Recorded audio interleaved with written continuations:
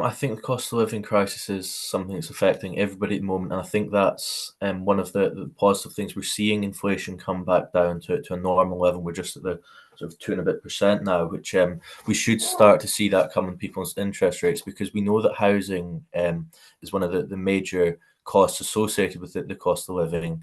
And if we can get mortgage rates coming down, that will make some difference.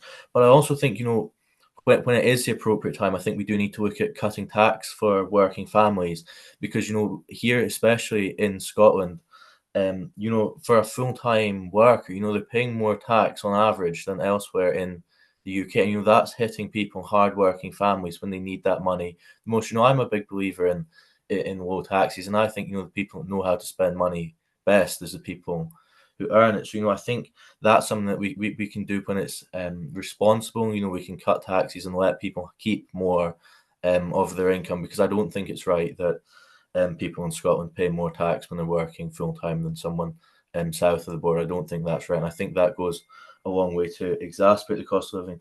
But also, the Joseph Rowntree Foundation have done a good piece of work into highlighting how much housing costs are affecting people's cost of living, and having that access to affordable housing, whatever that be that social housing, or be that shared equity models, is a big way of reducing cost of living. I think that's something that can be done quite quickly. We need to see more houses getting built, especially here in Highland. That's something that can be done right away, because there has been market failure, and the SNP's rent controls that have been implemented have just made that worse. The percentage increase of rents have gone up in Scotland more than even in London. It's completely overheated the market. So I think, cutting taxes and making sure that people do have access to housing are some of the big things to reduce the cost of living.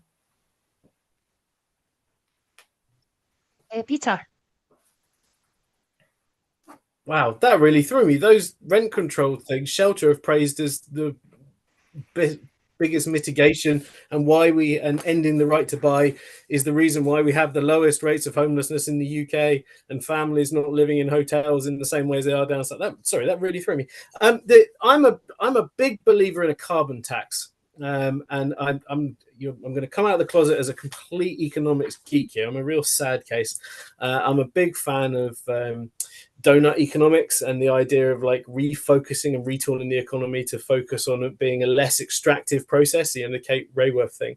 And I would like to join such lefty hippies as Ben Bernanke and 28 Nobel laureates and the 4 former chairs of the Federal Reserve in the US by calling for a properly revenue neutral carbon tax. So when you've got guys like Alan Greenspan and Daniel Kahneman calling for a proper thing where the businesses pay their own way and putting that into people's pockets, so proper green investment. The UN just published a report last week that was saying that if you properly invest in in nature restoration and in proper green industries, you get 20 times the investment back. Research and development funds, you get 8 times. You get £8 for every £1 that you spend. So I'd like to see the UK government do a proper carbon tax, a proper, I've already said about the wealth tax, although I'm not going to lie, it's perhaps unlikely that the Scottish Greens with 44 candidates will be running the next UK government, but I would very much like to see the carbon tax, a wealth tax, and proper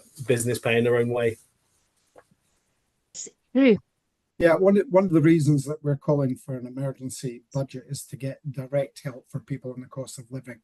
You'll have heard me talk earlier about the Highland Energy Rebate Campaign to help people with their energy costs here, because we have the highest levels of fuel poverty and extreme fuel poverty. And although energy is entirely reserved to the UK government, and we pay 50% more for our electricity standing charges here in the Highlands and Islands than people in London do. That's patently unfair, and especially against the background of us generating and producing more than 4 times the renewable electricity that we use. So we need some immediate help on energy costs. We need a Highland Energy Rebate. We need to see a social tariff introduced for people. We have a lot of people off the gas grid in the Highlands. We have to see an immediate interest rate cut. I think the Bank of England should be put under some pressure to make sure that there's an immediate cut, so that people's mortgages and A lot of people's fixed term deals are ending now, and they're seeing massive increases in their mortgages just now. That's really adding to the cost of living. We've also seen food prices in Scotland and across the UK go up more than 25% over the past couple of years. That's as a direct result of Brexit. Food prices have gone up specifically in the UK, higher than anywhere else in Europe because of the Brexit implications. And we also have a situation which merits investigation, where we have higher car insurance increases. In some cases, people paying 100% more, or being asked to pay 100% more than they were for the renewals. When we see in Europe prices only going up a few percent here or there, and indeed over the past 8 years in independent Ireland, car insurance prices going down around 30%. So there's a lot of work to be done to see if the public are being fleeced over that, or indeed what is causing it. Is it Brexit or whatever? We need to investigate that as well. So I'd like to see some immediate help for people with the real issues in terms of the putting food on the table, clothing their children, being able to heat their homes, and tackling the fuel poverty being taken by the powers that Westminster hold. That's great. I'd like to thank you all for taking part in this virtual hustings. And there's a hustings next week, isn't there, in the Inverness Hotel? Is that the 18th at 7 o'clock? That's right, yeah, at the Ben Nevis. Yeah, that's the Chamber of Commerce one. So people will be able to see you there as well. So I'd like to good luck, Peter, Drew, and Rudy. Thank you. And thanks very much. I'd just like to say as well, thank you for all turning up. I hope Angus has got a good excuse, and I hope it doesn't detract. I hope it doesn't detract people tuning in, watching this on the YouTube layer.